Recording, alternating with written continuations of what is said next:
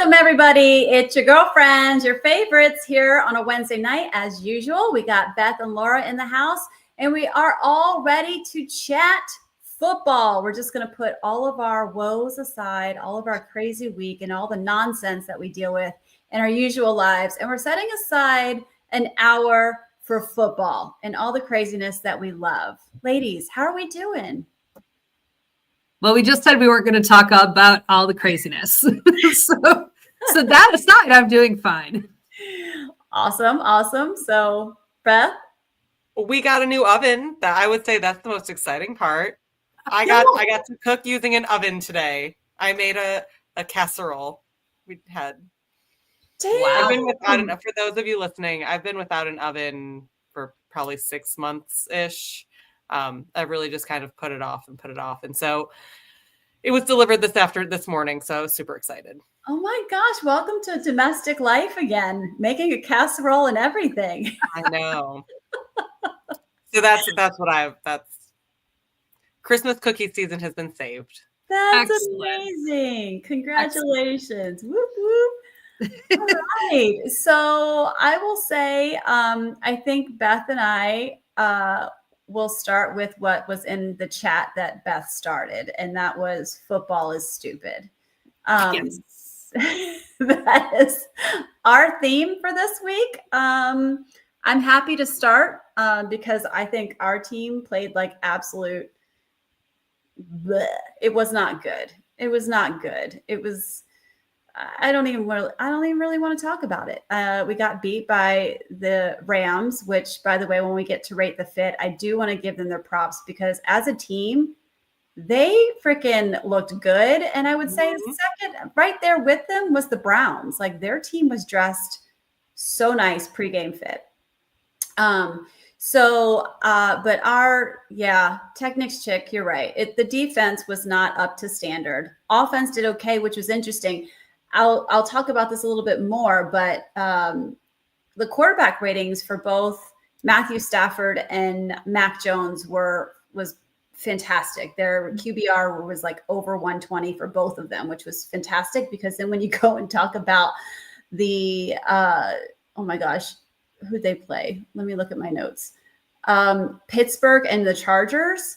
Herbert and Rodgers, I think Rodgers' QBR was like 50 point something. And I think Herbert's was like right there at 90.5. So they didn't even either one of them went over 100. So you could have had a game like that. So offensively, yes, Technics chick, we were more exciting, although Juwan Jennings dropped the ball. He's now claiming that he's never going to drop the ball again. So I don't know. I would love to believe that. Hopeful. I even had my third and Juwan shirt on that day. I thought he was going to have a game. He, in fact, did not. Brian Robinson was a highlight. I loved that him and Christian McCaffrey kind of shared time rushing the ball, which was great. But overall, we took the L, and it was a very handed L. And so it was bound to happen. So we are 1-1 against the Rams this year so far. So that's all I've got to say about that. So Beth, let's roll on over to the Bills where more football is stupid. I mean, right? I felt the same way. Listen,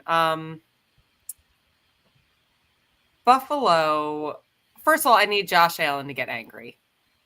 I'm tired of this pity party, sad face, taking his time, just like get angry, get pissed off, yell at your coach, yell at your players. Somebody needs to light a fire under their ass. Like they are playing. I think Josh Allen said in press conference, they wanted it more. They wanted the win more. Why would they want the win more? Why on earth would Miami walk into a game against Buffalo with the records that we have and want it more? Like it's stupid. The football is stupid. The injuries are stupid. Our coaching is stupid. We need a wide receiver. They even, listen to me. We even said after the game, we tried to get Waddle from Miami, but we couldn't make the deal happen. Your face says it all, really.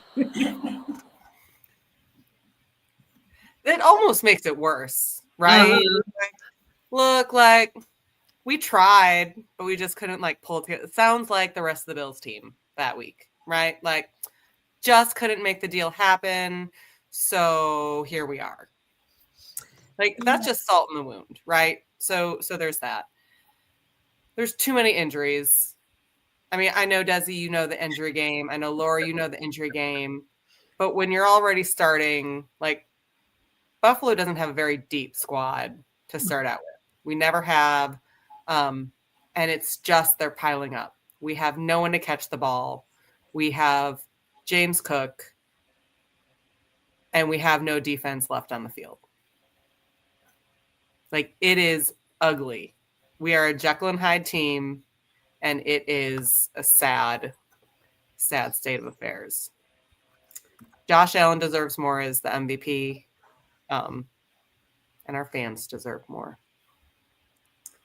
Well, I don't have anything to say about the actual game. That's just how I can tell you that our group chat, this meme pops up of like a stick figure of someone with a stick literally poking at something, like do something. That pretty much captured exactly what you're talking about now. So we're gonna close that gloom up and go up to the Lions game. Laura, walk us through the action there. Well, this week we had a good week. So my team was the only team of the three of us that had a positive result and a positive experience. But especially coming off that kind of heartbreaking loss against the Vikings last week, is that, yeah, we showed up a different team this week. Last week was lackluster. Last week was something wasn't firing on the right cylinders. And the best part about it is the team made the adjustments. They figured out what it was they needed to do to make it better. And we walked into the stadium in Maryland and made it better. And it came down to, I mean, I mentioned last week that John Morton, as the offensive play coordinator, was not. It didn't feel like he was really kind of invigorating his squad. Like they just weren't doing much.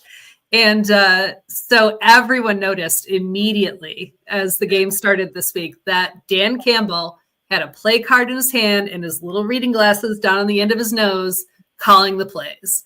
And it made a huge difference. They were more alive. They were more excited. There was so much going on. We broke some records. Jahmyr Gibbs had a whole bunch of touchdowns, and he just became the seventh all-time touchdowns before the age of 24. And he still has time. He's got until March. So the rest of the season, he could actually get up there if he makes a few more touchdowns. And number one was Barry Sanders. So it would be pretty sweet if he could come in and do that. And it was just all around a good game. It was really cool to watch. So I was very glad that Lions teams of the past would have never made the right adjustments. We would have just gone back in. In fact, I think it was it Marinucci? Someone will correct me if it wasn't. Either way, we had two coaches at one point. When one of them was, we just need to go in and do exactly what we just did. We just need to dig harder. We just need to do it. And clearly that didn't work. So instead, we actually did the thing you're supposed to do as a good team. And it was really fun to watch.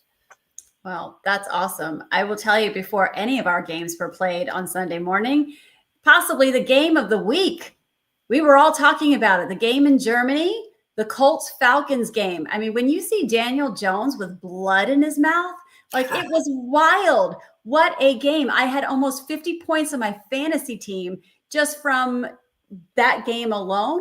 I had Jonathan was my running back in my fantasy league. And we talked about Jonathan Taylor last week being the front runner for the MVP of the NFL. And I tell you what, he is running away with it. Yeah. Yeah, 100%. He holds the franchise record now for the most touchdowns ever for the Colts, and it has been phenomenal. I will tell you, the tight end Warren was clutch, especially in the ending drive, like the drives towards the end of the season or end of the game. And it was the first game to see Sauce Gardner in the Indianapolis Colts jersey. So it was fantastic. What a game. Yes, Technics chick. At least international folks were exposed to a good game for once. That was a hell of a game. I mean, that was an overtime game. Like, it was just so much magic happening in that game alone. Hats off to the Colts for finding a way to win, because I almost called them frauds. Right. And so, it's a mom joke. It's a mom joke, Technics chick. She says JT running away with the MVP is definitely a dad joke. I'll call it a mom joke. But, yes, did not. It was unintentional, but I will. You'll take that. Take there it. You go. So there were a couple other games that were of interest. It was interesting to watch the Texans defense just chokehold the Jaguars. That was quite the game. The Pats beating the Bucks by 5. Travion Henderson, their running back, had 14 carries for 147 yards. He was averaging 10.5 yards. That's the average. Game surprised me because, listen, I always say the Bucks are like that sleepy winner for me. Like, I never believe that they're as good as but they are, right?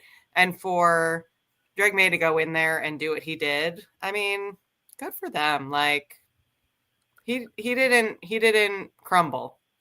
For a new quarterback to be playing that game, I'm really impressed. Yeah, that was super impressive. No, it was great. And I will say that I want to move right on in before we start talking about the game.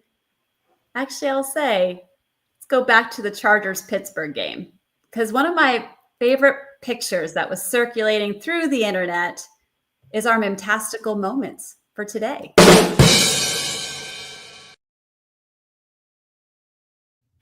So here it is, the picture that went around the internet, the photo of Aaron Rodgers, which I honestly initially thought it was photoshopped until ESPN NFL posted it. And he looks like he's an 80-year-old man. I mean, he does. I had to imagine his eyes open and his mouth not looking like that. But this man, Aaron Rodgers, got sacked 3 times, threw 2 interceptions. One of the sacks was in the end zone. I forget which defender for the Chargers was coming at him. I think it might be this picture. And the ball popped out and Rodgers turned around and fell on top of it. And it ended up being a safety for the Chargers. Mm-hmm. And so that's how you get this wonky 25-10 score. But it was an ugly game for Aaron Rodgers. And just watching him be old man miserable was crazy. I mean, like I said earlier, his QB rating was 50.6. This is a previous MVP play. I mean, this guy is phenomenal in his prime. That being operative. Correct. So, thoughts and feelings on that game at all? I love it watching them lose. I mean, and here's I don't really have a problem with the Steelers. Gosh, Aaron Rodgers just puts a nasty taste in my mouth. And I hate to say that, but, it was fun to watch him get hit because I can only imagine how much it hurt that night, how sore he was. Right. He was asking for it. And when he gets mad when one of his own players pats him on the back, right? So the fact that he was getting sacked, I can't imagine. I mean, isn't he also the one who stood back and watched the tush push one play a few years this season? Contact is no longer in his wheelhouse for football. So, yeah, I think he'd rather stick to Madden these days. The other game, which was interesting, was the Giants lost to the Bears by 4, and Dart was out. Russell Wilson, speaking of another quarterback that maybe has seen his time, Russ just looked horrible. He looked horrible. So bad. And following that game, Dayball, it's announced that Dayball is canned, which isn't that crazy? I just talked about that. Was it last week or the week before? Right. Yeah. I had a feeling. I was like, Dayball he's not looking too hot. And so sure enough, he's out. And there's lots of course, now everybody's talking about who could potentially fill the role as a head coach there. And it is very clear that the Giants fans want no talks of Bill Belichick. None. I think it was like in the paper. I mean, I think that ship has sailed. I don't think that's happening. I mean, I would agree. I don't think they want any part. I think they've had enough drama there. I would say one name that came across was Spags, the defensive coordinator for the Chiefs, which I don't think anyone's able to pry that man from that team. I don't know. He's had so many potential offers over the years, and they've just, I mean, who's going to leave a Super Bowl caliber team? Yeah. But I mean, are they a Super Bowl caliber team this year? Right. Yeah, I mean, they're not looking as hot. They're playing just as well as Buffalo is playing, and we're not playing like one. So, I mean, that's fair. But the good news here is, guys, it's the return of one of our most favorite football personalities. It has been announced that Jameis Winston will now be QB1 moving forward for the game this week against the Packers. It'll be at MetLife. I mean, this is Cinderella. I love this. We've got to have him mic'd up. I need a Jameis Winston mic'd up situation. Yes. I just love how he shows up every season and becomes a storyline every season. And it just makes me so happy because that's all. He's just so happy. He knows he's not going to be an MVP. He knows he's a backup quarterback. He knows all these things, and he is just loving it every single minute of it. And what a great teammate. Did you see him like when Russell's really struggling? Like he's got his arm around him. He's like, you can tell he's just trying to give him the pep talk. Like, and Russell Wilson is sitting there like breaking out in hives, like, don't touch me. Don't talk to me. Don't talk to me. Like, like there's no way he is okay with Jameis Winston being anywhere near him. Right. At all. So, well, let's go ahead. Any other thoughts on any games this weekend? Anything else you want to? The only other thought I have is Monday Night Football. My goodness. That's probably why you didn't mention it, right? It was literally the most boring 4 hours on television ever. And they're supposed to be good teams. Like that was supposed to be that was a Monday night game that I was like, this is going to be a game to watch. Oh no, that was horrible. I was actually super surprised that it didn't end 0-3. Like it was that dull. And so we turned it off. We started watching something else. And then I looked at my phone to see what the score was. And I'm like, oh, they both scored a little more.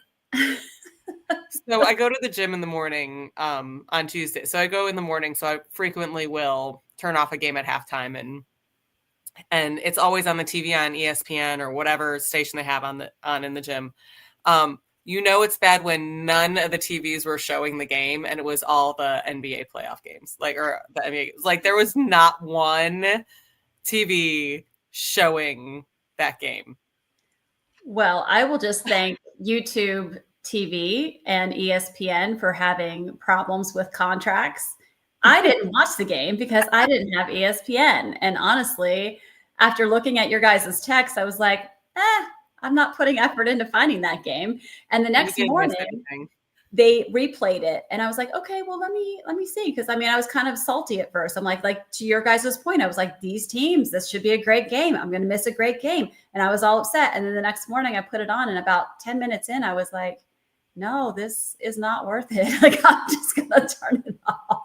Well, and it stayed that way until the fourth quarter. Like it was so dull. Yeah, there was nothing happening. That was a big disappointment. It was like watching a baseball game.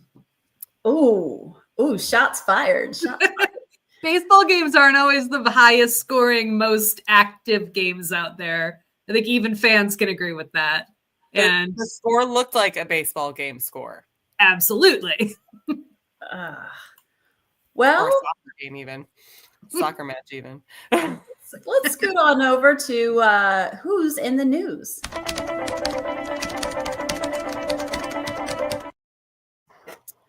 All right. So it is with a heavy heart that we talk about Paul Tagliabue, who was the commissioner of the NFL from 89 to 2006. He has passed away. During his tenure as the NFL commissioner, he welcomed in some 4 new franchises and navigated the Saints in New Orleans following Hurricane Katrina. 4 franchises moved cities. There was a lot of things that happened during his tenure there. He was also, in addition to his NFL career, he served as the chairman of the board of directors of Georgetown University from 2009 to 2015. He's a native of New Jersey, from New Jersey or Jersey City. He is the 3rd of 4 sons, and he was of Italian descent. He was raised in the Heights neighborhood of Jersey City and attended St. Michael's High School in Union City, New Jersey, where he starred in basketball. I didn't know this. He actually was on scholarship to play basketball at Georgetown and was team captain, graduating in '62 as president of the senior class. So he went on to law school at New York University and graduated there with honors in 1965. And again, he started with the NFL as commissioner in 1989. The 4 teams that expanded during his tenure there was Charlotte and Jacksonville. Let's see. And then that was when the Browns had relocated to Baltimore to become the Ravens. The 32nd franchise was Houston Texans, who was added in 2002. So thanks, Paul Tagliabue, for all of your contributions to the NFL and the game that we love. And that is what's in the news. Yeah. All right. Let's move on. Something else more exciting here. How about Rate the Fit, ladies? Here we go. Oh, yeah.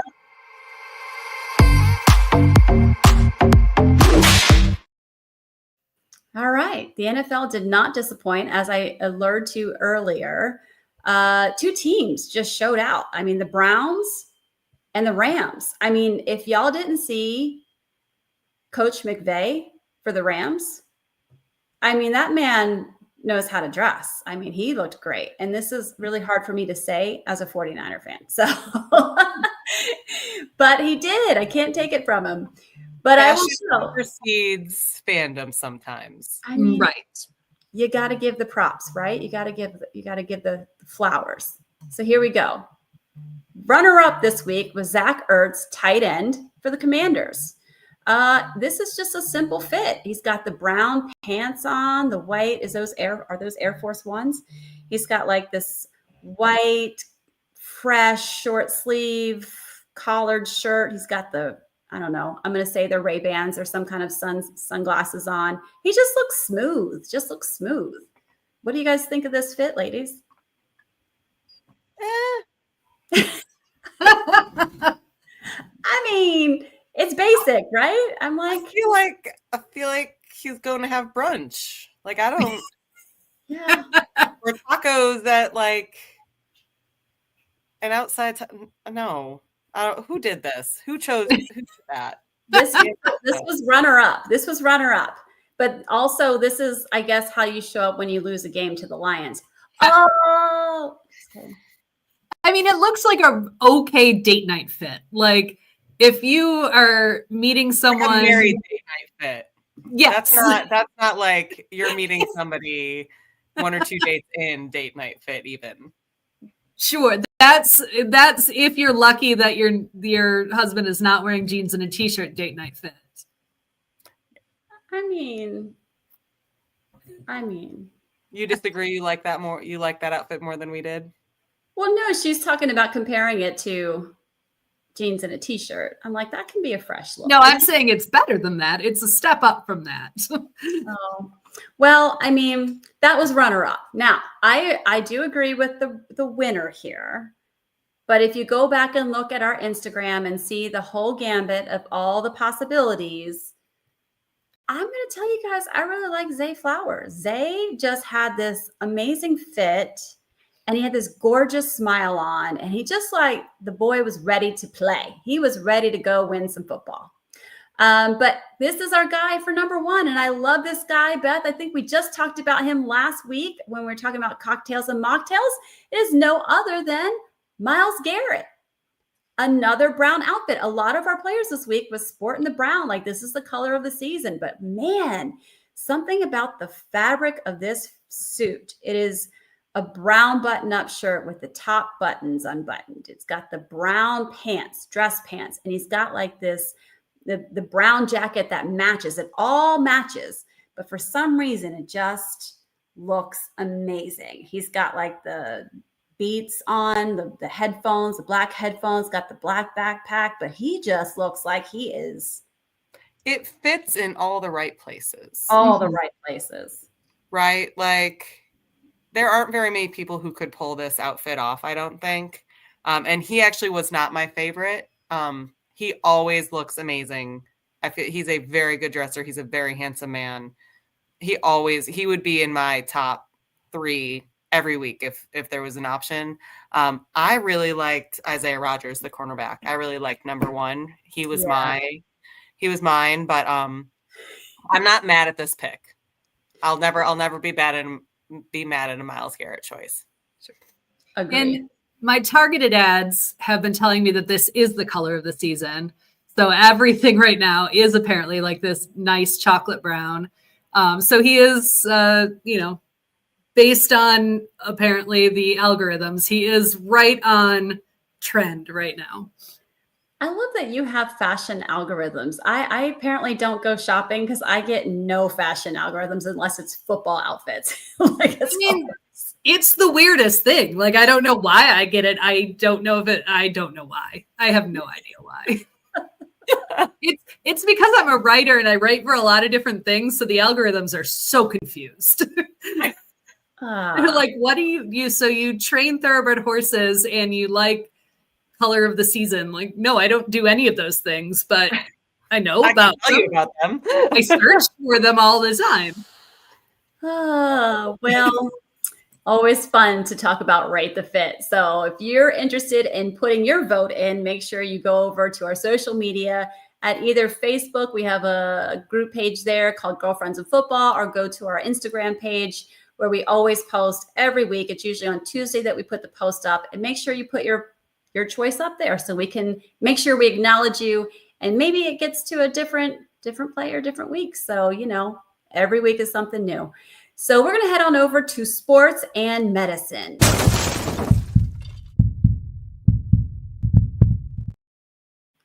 Now, normally I talk about 49er players that are constantly injured, but I have positive news to report. There have been 2 days where there were no new injuries for the 49ers. And damn it, I feel like that is newsworthy. So I'm putting that out there. I'll let you know when that news happens for the Bills. Okay. Well, it is possible. If the 49ers can do it, then anybody can do it. The same talk as you were talking about how there was so much chatter about training and what is and is not being done in the training room. Buffalo is having that same conversation right now as to how and why. So it's not just the Niners trainers that are getting thrown under the bus. I have a question on my mind to ask you. And this is just, for those who don't know, my husband is also a physical therapist, and I've not asked him this question either. But, when it comes to injury prevention, do you think, and I just, I'm on a different side of medicine. You get sick medicine, you need surgery medicine. But when you're talking about the athletic teams, For someone who's like injury prevention, that you're trying to optimize these people, these athletes, should that be the responsibility of a personal trainer or a kinesiologist, or should it be somebody like a physical therapist directly? Now, I know there's always a PT in the locker room, but this is a 53-man roster we're talking about here. Plus, that's not including, other folks. So what are your thoughts on that, just from your perspective as a physical therapist? I do think that I wish we do have a good preventative role across the board in other areas of work, for injury prevention in workplace, for injury prevention in training, in movement, and all of that. Our job is to create better movement. We are movement specialists, right? That's our job. So we do rehab, but our rehab is focused on correcting movement problems to allow for optimal movement and decreased pain and things like that. So I do think that I would love to see more physical therapists on the prevention side in rehab, in the football world. I mean, I haven't thought of it from that standpoint, but I do agree. I think that might be a part that they do not take into as much consideration.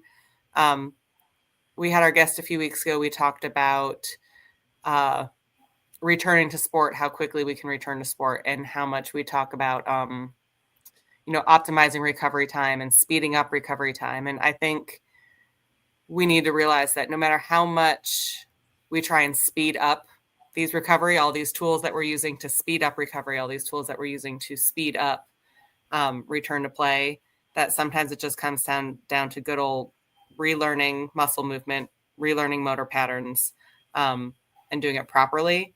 Our body needs rest. As we all know, Desi, I know as your mom, me as a mom, working and all of that stuff. Laura, you as a cat mom and, doing all the work that you're doing, like we're running all the time, right? And we all hit walls. Ours are, I got laid up sick for a week in bed, right? Because I hit my wall.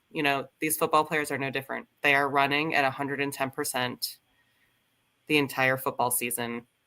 And this is their rest, because they do all their training and strengthening and conditioning and all of that through the summer and during the off season. The football season is their rest time. This is when they just go out and play and recover. Right. So for us to think that they're not going to get injured and that they don't have a chance to truly give their bodies that rest that they need. And so I think we need to really look at recovery differently as a whole for these players. So interestingly, when we talked to Dr. Ree, that's who you were talking about, the guest that we had a couple of weeks ago. Dr. Ree was a chiropractor that worked with the Tampa Bay Bucks. And, one thing that was interesting to me is they really don't have a lot of physical therapists in the locker rooms. Mm-mm. It's like one, maybe two. And it sounded like it was an athletic trainer that really oversees the whole situation, which is interesting to me. As far as I recall, an athletic trainer does not have the years training. Oh, absolutely not. No. So a lot of athletic trainers actually go back to school to become physical therapists, or you get your athletic training degree prior to as your entry to physical therapy school. So athletic train, I love athletic trainers. They have a lot of knowledge. They do lots of continuing ed. I'm not speaking poorly of them. I don't want anybody to take this the wrong way. That's a bachelor's level degree. Physical therapists now all have a doctorate, master's or doctorate. There's lots of training that goes involved. There's lots of continuing education that you have to do. There's lots of hands-on time.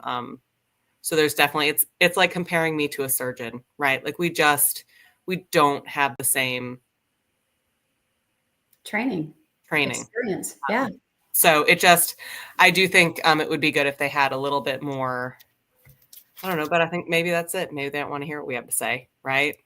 Well, I'm going to say it, damn it. I mean, this is how you challenge to get better. And I think that, we're seeing more and more injuries. And I think part of that could be looking at how you run your program, right? I mean, this is just business. It doesn't matter if it's healthcare business or, Right. financial business or accounting business or whatever. You have to look at your processes and say, is this working? And to Mhm. some degree, when we were talking with Dr. Ree, something that I thought about was I don't know that he said it on the show, but he mentioned that, prior to game, right before the games, he's got people lined up and they're, he's got this little tiny space where he's supposed to do these adjustments on all these players right before they go out on the field. He's one man. Like, that just does not seem very time efficient, right? So in my mind, you've got all these athletes. They all have different bodies that need different things, right? And can do different levels of flexibility, different levels of strength, their positions are different.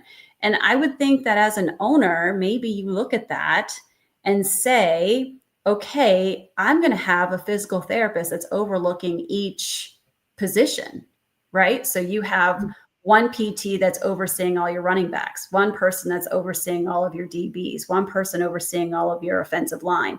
Like, I think if you've got coaches for each of that, it could easily be separated. Now, I know that means more money. And maybe in these contracts that, I don't look at and things behind the scenes, I'm just kind of just offering a suggestion. Maybe that's on the responsibility of the players. And maybe that's part of why they get paid so much, is they're, expected to put money towards their health care in that way and have their body is their paycheck and they need to care for their body. Right. And everybody has different philosophies, right? So what Matthew Stafford was doing preseason this year may not be the same. The team wasn't paying for that. He was paying for all of those pieces, I'm sure, to get him to where he needs to be. And maybe there's another player who doesn't believe in the red light therapy and wants to do this instead, so I can see where there's some of those pieces that I could see them maybe saying, yes, this is your responsibility to take care of your body. Because the athletic trainers and stuff are there more to diagnose. Like, they're going to do a slap test. They're going to do different on-field assessments or off-field assessments quickly to like make a determination if they think they tore his ACL or they think they did that. They're not there to. I don't think they're making the training. I would love to know who's actually making their training programs. I Right. feel like that's the strength and conditioning. So there's a strength and conditioning coach. And I think there's also a person that's an injury prevention.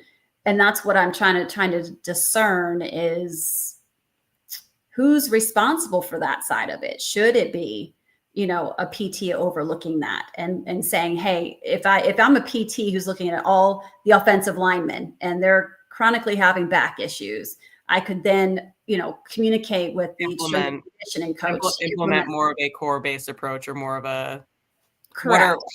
How are they performing X, Y, or Z exercise? Because whatever they're doing is wrong. We need to back off on weights and focus on X. Yeah, it's a lot of men with a lot of egos would be my guess. So I guess my final question, and this is something that just, my son works with a trainer who is phenomenal at what he does.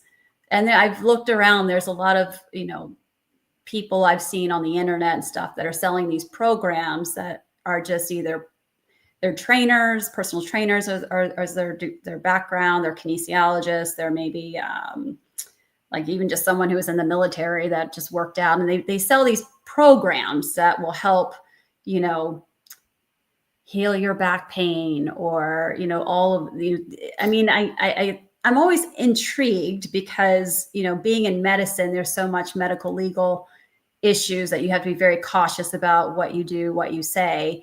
So where is the line between a personal trainer or a kines or somebody like that can essentially treat back pain, is kind of what the program may say, versus a physical therapist? Like, where is that a blurred line? Like, I think, so I've been a trainer, right? I've NASM certified, and I was always taught, and this was decades ago, but I was always taught you don't put hands on a client, because that's where the lines get blurred. That's for a physical therapist. So can you speak to that? I mean, I would agree, because I also have my personal trainer certification in addition to my physical therapy degree. And I would say I do believe that that's probably the biggest differentiation, outside of like you said, kind of that knowledge base where one ends and the next goes. The trainers are very good at analyzing a body movement and prescribing exercises in a sequence to help build strength or build endurance or build muscle. When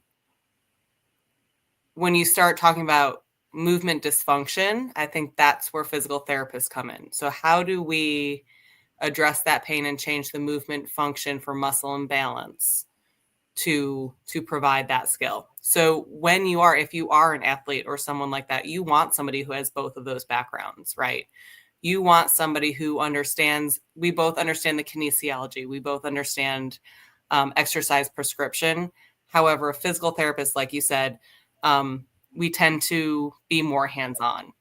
Like I am all over my patients. I am touching muscles. I'm cueing muscles. I am repositioning them mid-movement. We are holding positions in different places. We are backtracking to really basic exercises, really basic movements to create that underlying stability prior to moving to exercises. So that's kind of where I say, I feel like sometimes ego gets in the way, right?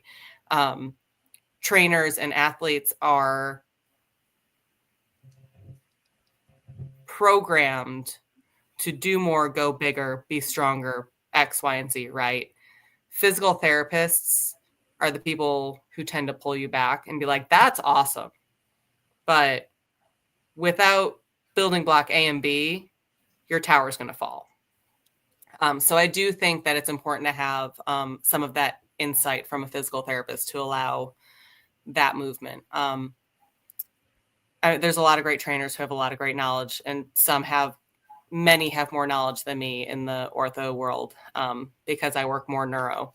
So I'm not discounting any of it, but I do feel like there's a need for a little bit more medical insight sometimes on these guys. Yeah, I would say partnership.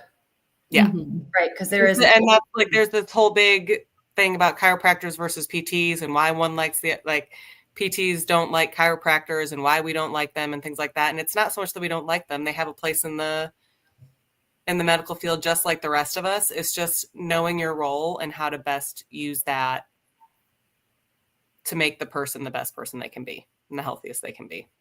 Yeah, very good. All right. So that was a totally unplanned segment, but it's really important, I think, that we have these conversations, and that hopefully the football industry will also have these conversations, because, I've seen a lot of people mentioning things like, back in my day, football, it was just, it was cutthroat and it was this and that. Well, right. But people are bigger, faster, stronger now, and the injuries are worse. And all of these things, like, nobody's just being, kind of a wuss by not, by wearing a guardian cap or whatever. It's not that you're weak. It's that the injuries now have so much more potential to be significant. And we've seen, like, with head injuries and things like that, the changes that the NFL is putting in, it is making a difference. Mm-hmm. Yeah, for sure. So we're going to switch gears. Another unfortunate story in the NFL this past week was the passing of Marshawn Kneeland, who was a defensive end with the Dallas Cowboys. Before I get into the story itself, Marshawn Kneeland was 24 years old when he passed away. He was born in Grand Rapids, Michigan, and went to college at Western Michigan University. Which is where I went. Oh, small world. He went on to be a Dallas Cowboy, drafted by them 2 years ago. And he had just scored his first touchdown the week before the unfortunate news broke that he was no longer with us. So allegedly what happened, the story is that he was driving and there was, let me get this right, with locating a vehicle. So he had evaded troopers and there was kind of a pursuit that happened because of some potential situation when he was driving. They tried to pull him over. I'm still not clear what actually happened. I believe it was he had spoken about suicidal thoughts and had discussed it with his girlfriend and some family members, and they had called the police as a well visit. So they went to find him, and that's how the pursuit occurred. It was due to a well visit check because family was concerned about his safety. Okay, so he ended up crashing the car. He got out, fled the scene on foot, and then was later found gunshot wound to the head. And it's tragic. His agent, John Persley, had a beautiful message that he posted. He was shattered to confirm that his client and dearest friend, Marshawn Neal, had passed away. Watched him fight his way from a hopeful kid at Western Michigan with a dream to being a respected professional for the Dallas Cowboys. Marshawn poured his heart into every snap, every practice, and every moment on the field. To lose someone with this talent, spirit, and goodness is a pain I can hardly put into words. My heart aches for his family, his teammates, and everyone who loved him, and I hope they feel the support of the entire football community during this unimaginable time.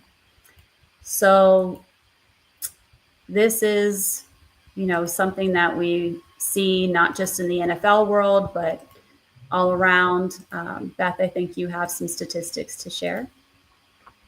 Yeah, I think something that we need to take into consideration is that this is not an isolated incident. Suicide and mental health is a huge issue in our country. It's a huge concern for all people, but in the Black population, particularly African American men. In one of the stats that we saw is that in 2023, suicide was the third leading cause of death among young Black and African American men. It is only behind homicide and unintentional injuries. So it's a huge, huge issue for our population and males in general. And it's something that is it is stigmatized. Health and mental health is something that people do not want to talk about, do not think about, and they do not want to express because, like we said earlier, in another setting, we're talking about how, you don't talk about these things. You don't want to admit. Black adults have reported major depressive episodes. Sorry. I had this written and then I lost it. They look for help. Where is it? I'm sorry. There was topic. They look for help significantly less. I don't have the stat written here. They look for help significantly less than their white counterparts, which makes the stats that much more scary that they are that high up in the death toll.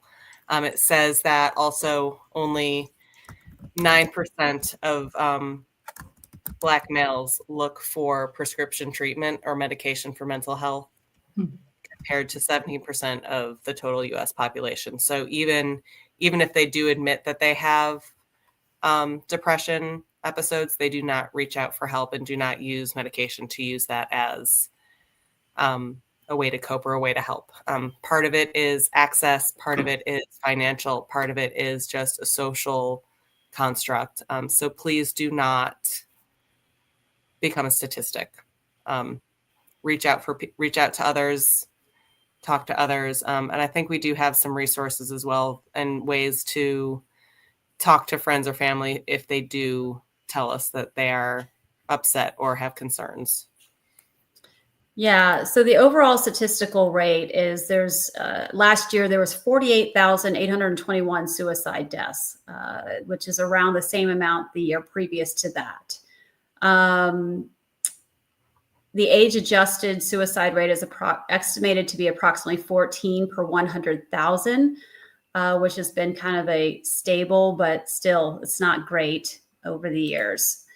There is, if you go on to, and let me actually bring up the image, a couple of things I want you guys to be aware of. Help is available. You can call or text 988.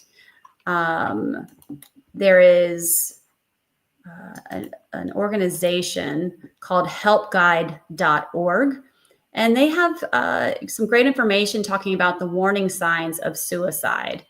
On there, some signs that you may see would be talking about suicide.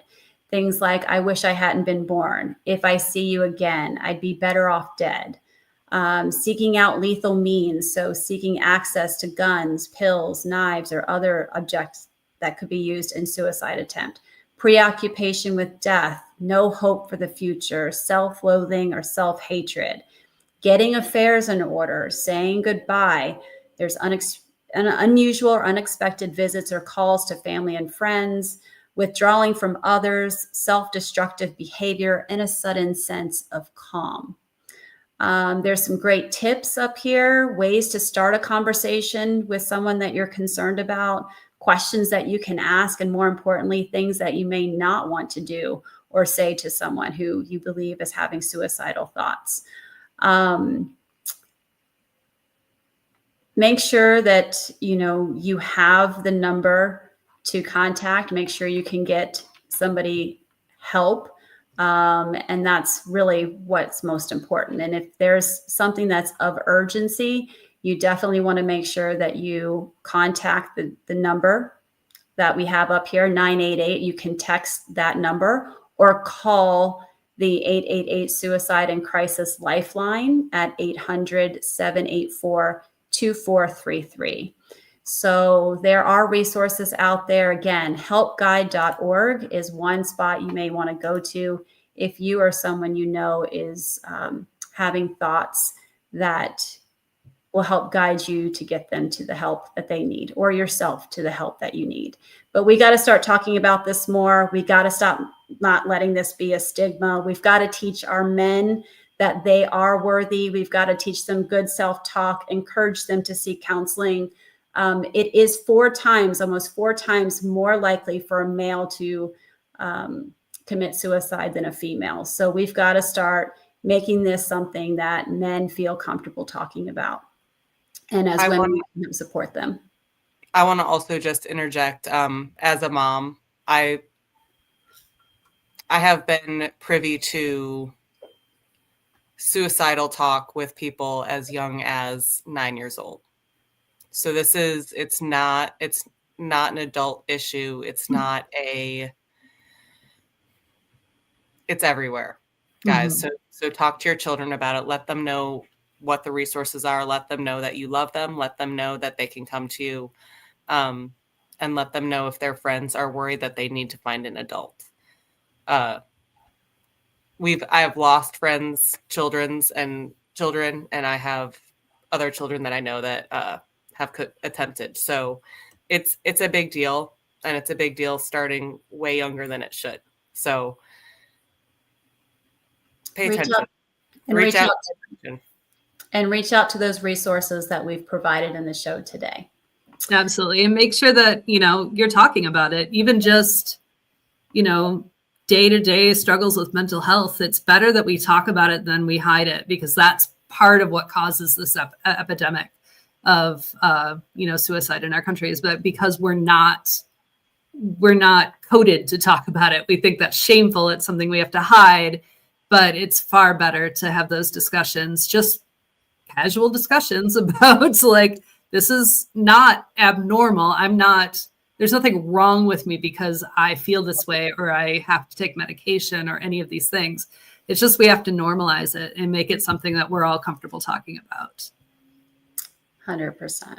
100%. So again, reach out to those resources that we provided in the show today and make sure that you're taking care of yourself, guys. All right. So we're moving on to the next segment, Cocktails and Mocktails. Yes! All right, ladies. Yes. What do we got here this week? This week, in honor of Detroit's win over Washington, it is the Motor City Manhattan. It's a standard Manhattan, good, solid cocktail, been around a long time. A standard one is rye whiskey, vermouth, and bitters. The Detroit Motor City Manhattan has, instead of regular bitters, it has orange bitters, and Grass Widow Bourbon is what the cocktail calls for, and that's because it's a long-standing Detroit-born bourbon. So it's very good. It's a great. If you like Manhattans, you will love this drink. It's very good. It's very smooth, very nice. The mocktail. It's also very tasty. It's a little sweet for my taste. The cranberry juice does help cut it because it is a little tart. But the maraschino cherry juice and the orange juice for me just takes it a little too sweet. But if you like a sweet cocktail, it's very good. What I will also say is that it calls for the maraschino cherry juice and the maraschino cherries. So don't be tossing all of that maraschino cherry cocktail when you are making all your drinks, because it comes in handy for different cocktails. Right. And I do love Manhattans, so I was very excited to make this one. I know. I had picked this drink before I knew Laura's drinking preferences, and when she came to visit during preseason, I made these, and she was like, "These are really good." I said, "I'm so glad." Our pregame cocktail, I felt like I had a win. I was able to host and have the correct cocktail for the correct people. Great. And now it's the Motor City Manhattan, which Laura, I'm sure, loves and appreciates even more. So, of course. All right. Well, here we go. Our final segment, our picks for week 11. Guys, it's week 11. What? 2 more months left and we're on to postseason. So, Laura, walk us through what we picked for the hot mess of week 11. Yeah, you can see that. Yeah. I mean, you can see this hot mess right here. So we start out Thursday, tomorrow night, Jets and Patriots. I can't do it. I can't do it. That's all it is. I can't. I understand, and you can see some of my picks are the same for the same reasons. So, I hope the Jets have a good game. To be fair, I prefer that they win, but I was just. I don't see it happening. That's just my reasoning. Right. And then we have, then on Sunday, we've got Commanders Dolphins. Desi, you pick the Dolphins over the Commanders. Yeah, the Commanders are a hot mess right now. I don't see that they're going to. I mean, so are the Dolphins. I kind of went back and forth on this, just like last week when I sent you my picks and then I was like, wait, no. And I think the 2 games that I switched my picks on, I won one of them and I lost the other one. So it was like,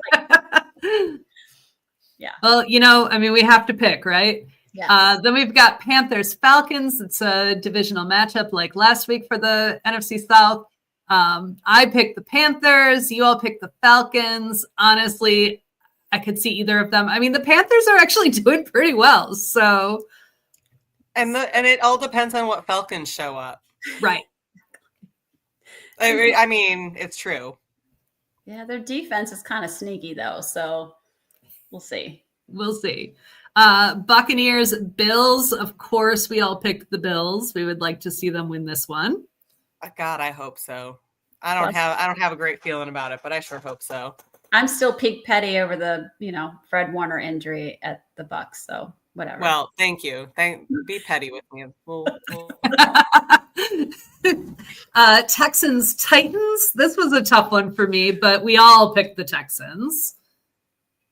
I'm actually surprised because I did waffle on that game.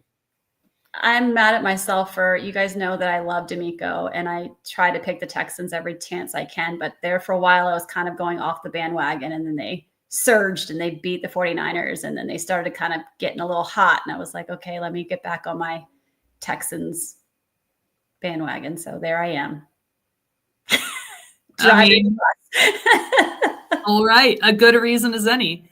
Then we've got the Bears Vikings, which was a really hard one for me. It is a divisional matchup that I am not involved in.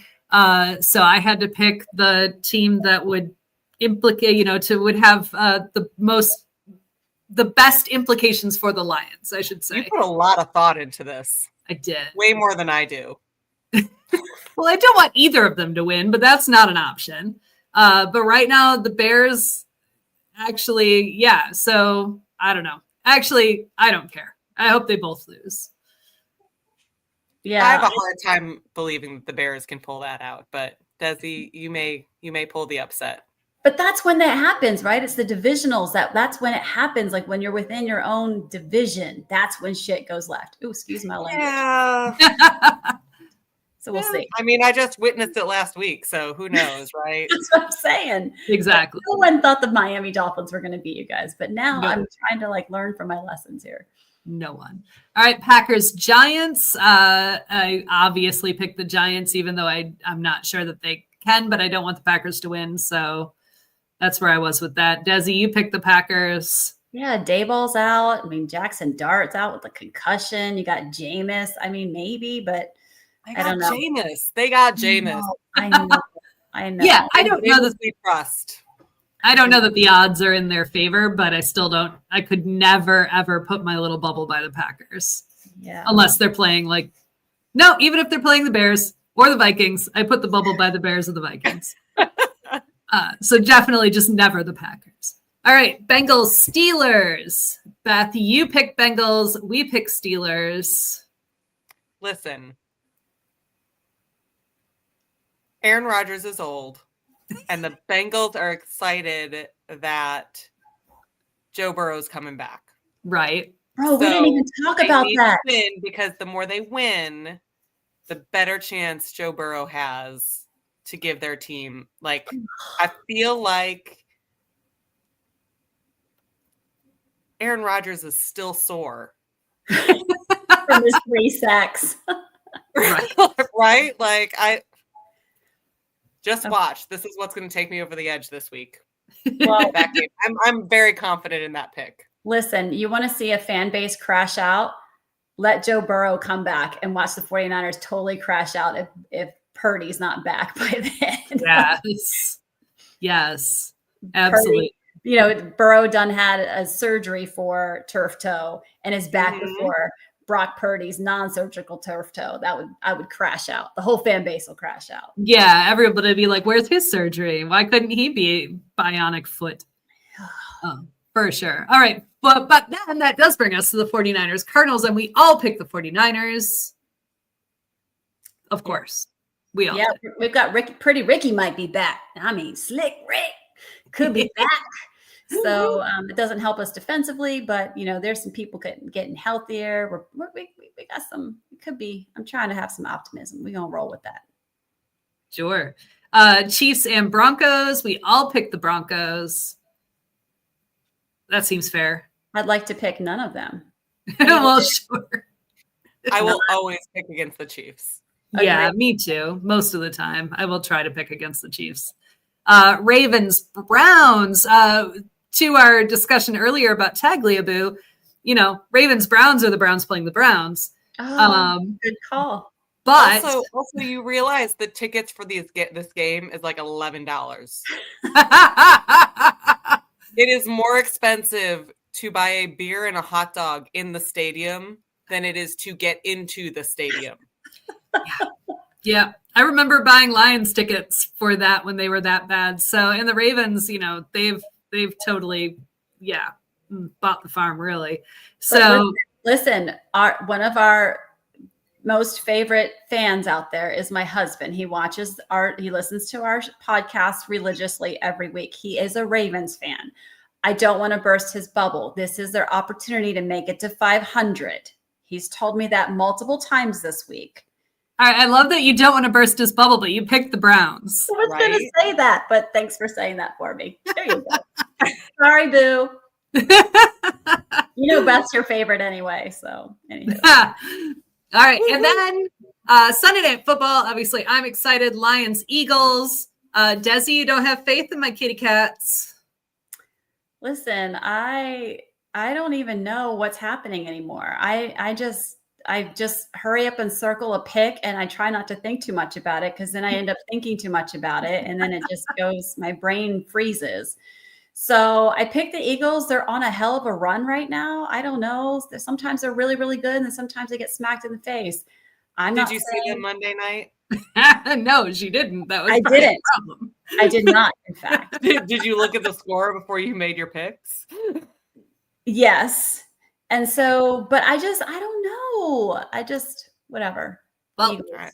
Oh, I know why. I know why. Because they're playing in Philly. It's really hard for teams to come into Philly. And that was my reasoning there.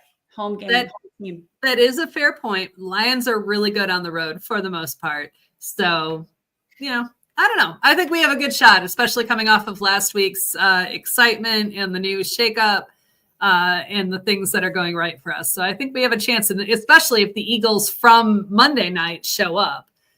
Because even though... Can they stop the 5 tush pushes that are coming to them? Did you know that one of the reasons the tush push rule was not eliminated was the Lions were one of the holdout teams that did not vote for eliminating the tush push. So, and they're going to suffer that consequence. But they do it. I mean, they don't do the tush push, but they do, like in last week's game, we had when Gibbs was running into the end zone, and he might not have made it, and so like 4 of our players came and helped push him in. So, we're not against pushing. So, all right. And then I'm going to keep that. I'm going to play that back. I'm going to make that We're not against pushing. I know. That's a memeable or whatever for voices. Well, it might be. Well, right. And depending on how the game goes next week, even more memeable. Yeah. And then we've got Monday Night Football, Cowboys, Raiders. We all picked the Cowboys. God, that hurt so bad. It did. I wish the Raiders were better. Yeah. For this pick only. Yeah. God, that hurt. If I could just vote for Max Crosby, I would have rather just picked. just Max Crosby. Just him. Well, I figured the Cowboys might be playing for kind of a higher purpose. I mean, they're going to be wearing Marshawn's number on their helmet. And, obviously the team had a huge shakeup this week and so they've got something to prove. And I think that they could play with some heart, even though I don't love the Cowboys. Yeah. None of us love the Cowboys, but here we are all picking. Go Max Crosby. So picking Max Crosby. Technics Chick, we're so happy to have you back. Thanks for joining us tonight. We missed you. And come back next Wednesday. Guys, thanks for joining us tonight. We had some tough topics, lots of fun, and we're coming back next week with more games to review, more cocktails and mocktails to share, and always laughter. So enjoy the games this week. Be safe and happy football. Go Bills.